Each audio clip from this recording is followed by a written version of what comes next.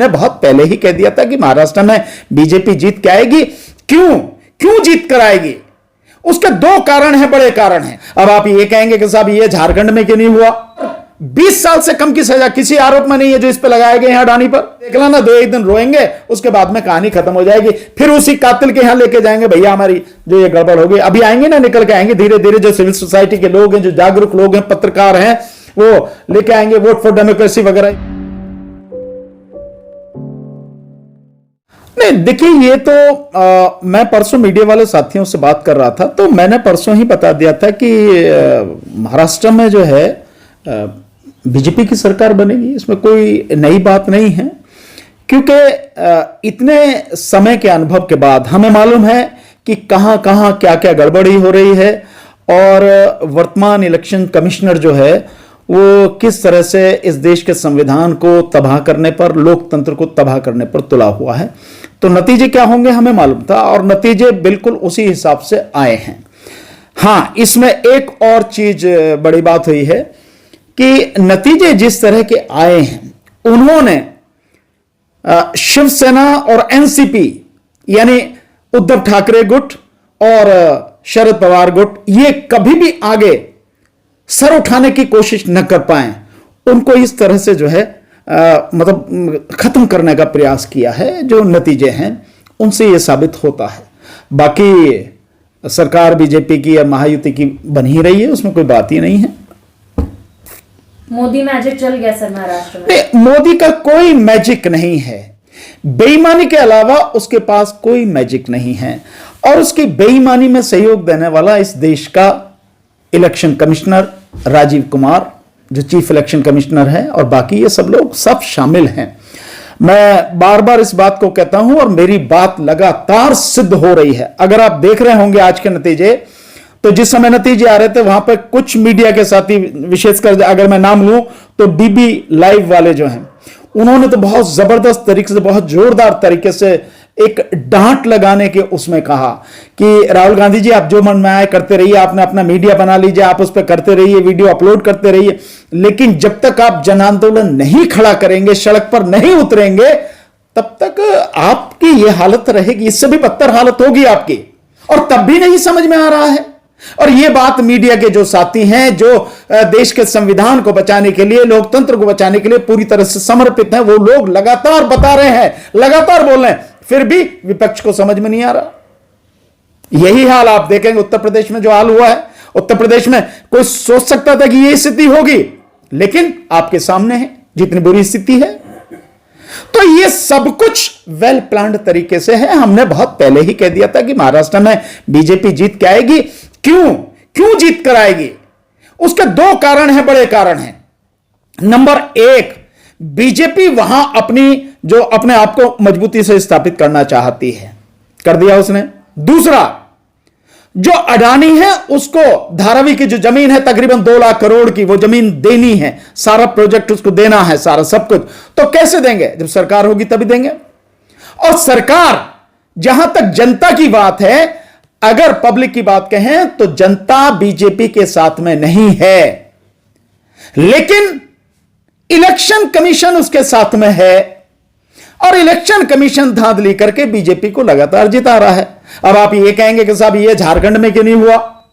तो ये एक सेट पैटर्न है। अगर मैं झारखंड की ही बात अगर करूं, तो जो झारखंड में उसको वोट मिला है, जेएमएम को या इंडिया गठबंधन को जो सीटें मिली हैं, 28 और 14 सीटें जो मिली हैं अब तक, जो मेरी जानकारी, उसके बाद अब क्या हुआ है मुझे नहीं पता, पर इतना जरूर है बहुमत उनका आ रहा है। तो जो वोट वहां पर मिली हैं, वही वोट पूरे देश में, उससे भी ज्यादा वोटें पूरे देश में इंडिया गठबंधन के साथ में हैं, बीजेपी के विरोध में हैं। लेकिन इंडिया गठबंधन जिससे चुनाव आप लड़ रहे हो, उसके तरीके, उसके हथकंडे आप नहीं जानते, उनको रोकने का आप कोई एक रणनीति नहीं बनाते, उसका नतीजा है आपके सामने है। अन्यथा बीजेपी अपने दम पर जीत नहीं सकती। एक और बड़ी मजेदार बात हो रही है कि एक और सज्जन कह रहे थे, पत्रकार, मुझे बड़ा आश्चर्य हुआ कि जो वे बात कहें कि महाराष्ट्र का चुनाव आरएसएस ने लड़ा, तो लोकसभा का चुनाव किसने लड़ा? आरएसएस ने नहीं लड़ा। यह एक बड़ी मजेदार बात है कि आरएसएस ने लड़ा। अरे वो हर चुनाव आरएसएस ही लड़ रही है, बीजेपी आरएसएस सब मिलकर साथ में लड़ रहे हैं, लेकिन जहां पिट जाते हैं वहां कहते हैं कि भैया बीजेपी ने लड़ा, आरएसएस को मौका नहीं दिया, और जहां मतलब जीत के आ गए जो कि हाँ आरएसएस की छवि नहीं बिगड़नी चाहिए, तो आरएसएस ने चुनाव लड़ा। आरएसएस लड़ ले या कोई भी लड़ ले, एक बार इस इलेक्शन कमिश्नर को ठीक कर दो, इसको हटा दो, मशीन को हटा दो।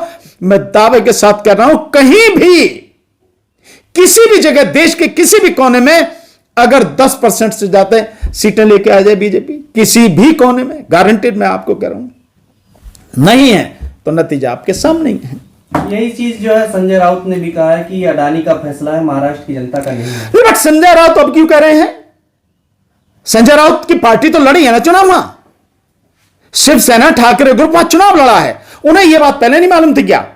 हम लोग इतने साल से लगातार कह रहे हैं, 2019 से हम लगातार जो इस बात को बता रहे हैं कि किस तरह की गड़बड़ी हो रही है। इलेक्शन कमीशन पूरी तरह से गुलामी कर रहा है देश के प्रधानमंत्री की, उसके लिए काम कर रहा है।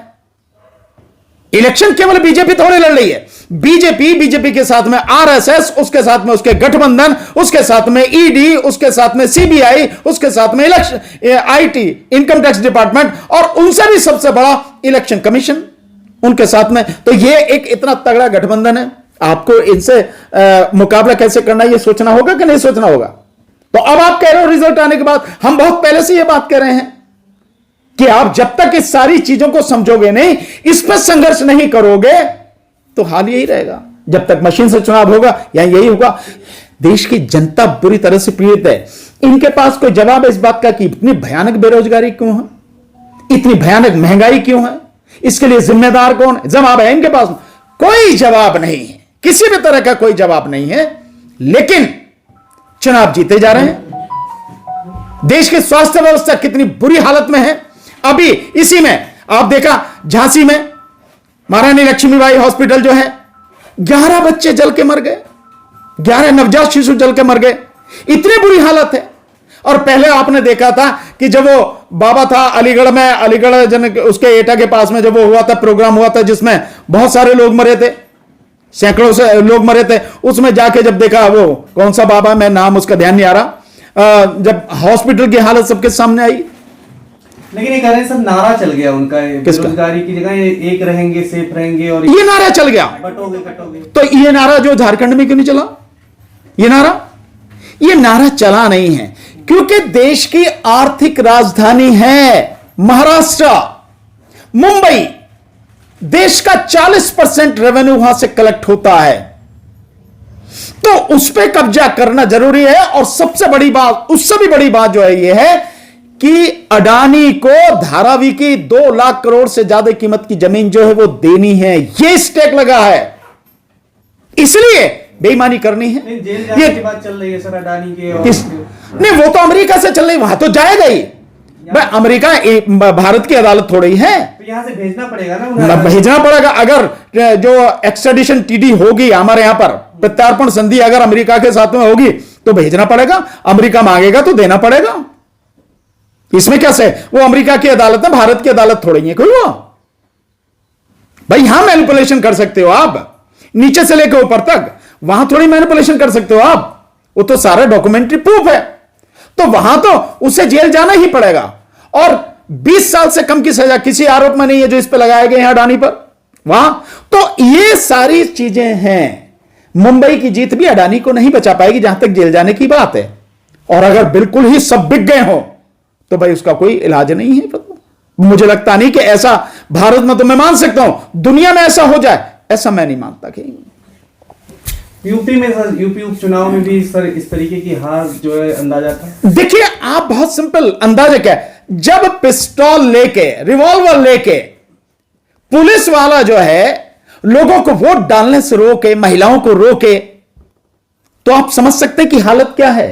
तो आपको यह जानना चाहिए, अखिलेश यादव जी को, राहुल गांधी जी को, इनको यह समझने की जरूरत, तुम लड़ किससे रहे हो भाई, किन लोगों से लड़ रहे हो?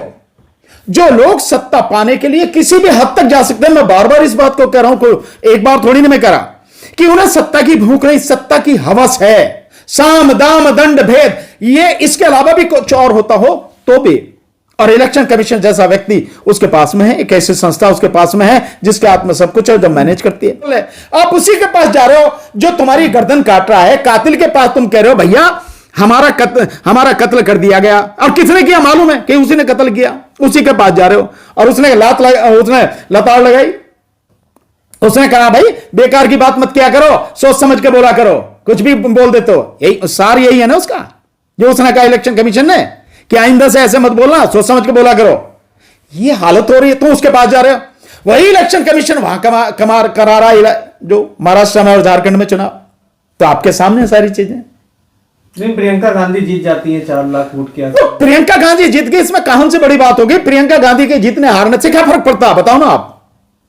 वो सीट तो ऑलरेडी जीती हुई थी ना, वायनाड की सीट तो राहुल गांधी जी ने जीती हुई थी ना, उसी पर तो उपचुनाव हुआ। 4 लाख 5 लाख जिससे भी जीता है उनको बहुत बहुत बधाई, लेकिन उससे होता क्या, फर्क क्या पड़ता? महाराष्ट्र के हारने जीतने से फर्क पड़ता है कि जो मोदी का यार है, जिसकी चौखट को मोदी सलाम करता है, जिसके दम पर यह सारा सब कुछ हो रहा है, जिसके जहाज में वो घूमता था मोदी, तो उस यार को माला माल करने के लिए इस महाराष्ट्र पर कब्जा करना बहुत जरूरी था। 3 मुख्यमंत्री के सब दावेदार, लेकिन वहां पर छोड़ो यार, कोई दावेदार अब कोई बने उससे क्या है, कौन गड़बड़ी हुई है, मतलब वहां पर गड़बड़ी खुल के गड़बड़ी हुई है, इससे ज्यादा गड़बड़ी क्या होगी?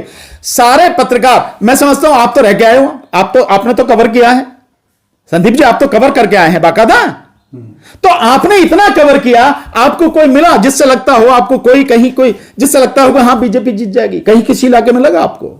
उद्धव ठाकरे का शासन बहुत पसंद कर रहे थे 2.5 साल का। उद्धव ठाकरे का 2.5 साल का, तो उद्धव ठाकरे जीतने चाहिए, पर कहां कर दिए, लगभग मिट्टी में ही मिल गए वो। यही हालत होगी ना।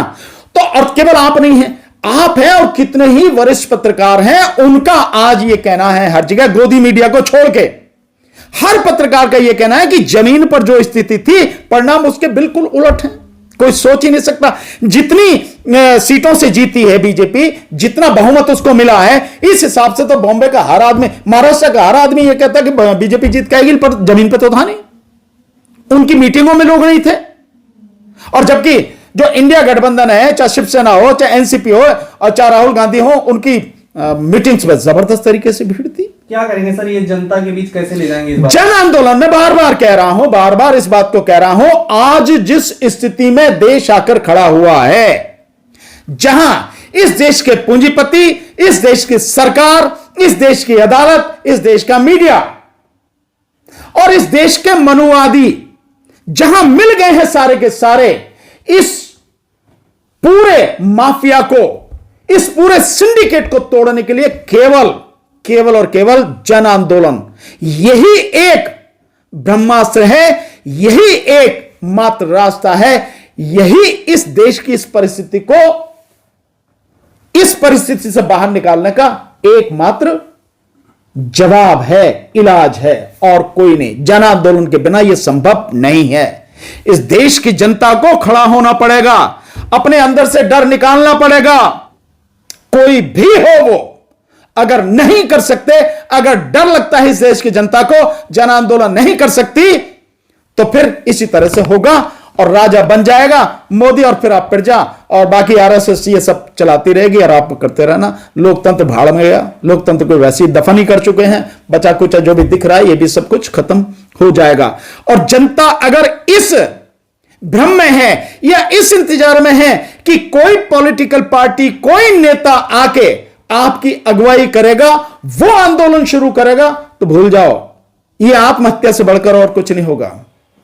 जो नेता, सारे के सारे विपक्ष के नेताओं को कह रहा हूं, सारे विपक्ष के नेता सबकी आंखों के सामने है, इस देश की 3 बड़ी एजेंसियों ने यह सिद्ध कर दिया कि लोकसभा इलेक्शन में धांधली हुई जबरदस्त तरीके से। 79 सीटें बेईमानी से जीत कर आई, लगभग 5 करोड़ वोटें बढ़ाई गई, जिसके दम पर बीजेपी की सत्ता बनी। अगर वो 79 सीटें माइनस कर दो तो 160-61 पर बीजेपी सिमट जाती, किसी हालत में सरकार नहीं बन सकती थी। इतनी वोट पब्लिक ने दी। और नेता विपक्ष का राहुल गांधी समेत कोई भी नेता इस विषय पर बोलता नहीं है कि इतनी बड़ी धांधली, इतनी बड़ी बेईमानी। अरे कोई क्या कर सकता है? जो सिविल सोसाइटी के लोग हैं, जो ये एजेंसीज हैं, ये लोग क्या कर सकते हैं? अपनी जान जोखिम में डाल के इतनी इन्वेस्टिगेशन करके आपके सामने सारे सबूत पेश कर रहे हैं, आप बोल भी नहीं सकते। नेता बोल भी नहीं सकते। राहुल गांधी वैसे तो बहुत बोलते हैं, राहुल गांधी ये कॉन्स्टिट्यूशन की किताब, ये देखो ये कॉन्स्टिट्यूशन, इसे दिखाते पड़ता। अरे इन्हें दिखाने की बजाय वो आंकड़े दिखाओ ना, उन आंकड़ों पर जन आंदोलन खड़ा करो ना, बोलो ना।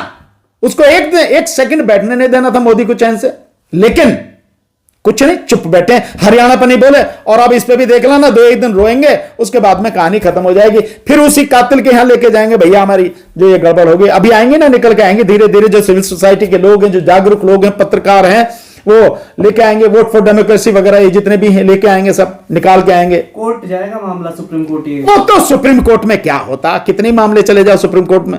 कोर्ट के पास तो एक बहुत बढ़िया वो है ना, अगर डिसाइड नहीं करेगी, उसको लगता है कि यार डिसाइड करने से कोई बात होगी, कोई अलग हमारे विषय में हो जाएगी, पढ़ा रहो उसको एडमिट करके डाल दिया, डेट जब पड़ेगी जब देखी जाएगी। और इसी में सारे इलेक्शन निकल जाते हैं। पहले की पिटीशन पड़ी हुई है ना, 2019 से पहले की पिटीशन पड़ी, 2019 की पिटीशन पड़ी हुई है, तो 2019 की पिटीशन पड़ी है, 2024 का चुनाव निकल गया, अभी तक वो डिसाइड नहीं, और पड़ जाएंगी, क्या फर्क पड़ता है भाई। इतने करोड़ों मुकदमे हैं, और 10, 20, 50 मुकदमे पड़ जाएंगे, कोई फर्क पड़ता है क्या? इससे कुछ नहीं फर्क पड़ता। खबरों में बने रहने के लिए फोरम 4 को सब्सक्राइब करें और नोटिफिकेशन पाने के लिए बेल आइकन दबाएं।